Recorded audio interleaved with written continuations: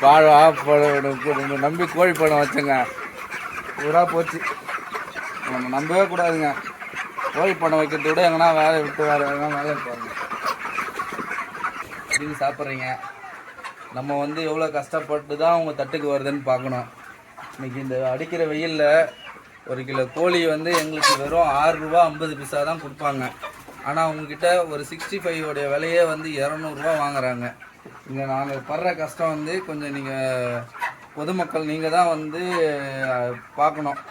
இந்த corporate company எங்களை ரொம்ப அடிமட்டத்தனமாக எங்களை நடத்துகிறாங்க. நாங்கள் இந்த வெயிலில் பார்க்குறீங்க.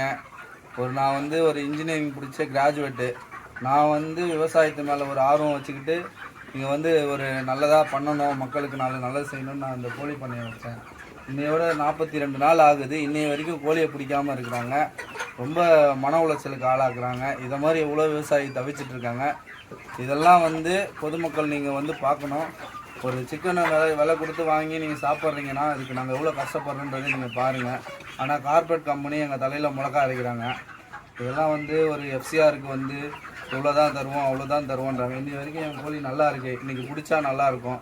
ஆனால் அவங்க பிடிக்க மாட்டாங்க. வேணுன்னே என்னுடைய எஃப்சிஆரை க்ளோஸ் பண்ணிவிட்டு எனக்கு ஆவரேஜ் பில்லு தான் போட்டு கொடுப்பாங்க. நாங்கள் பட்ட கஷ்டம்லாம் இந்த வெயில் டைமில் எங்களுடைய கோரிக்கையை வந்து மேலே எடுத்துகிட்டு போய் முதலமைச்சர் ஆகிய நீங்கள் பார்த்து எங்களுக்கு ஒரு நல்ல தீர்ப்பு கொடுக்கணும்.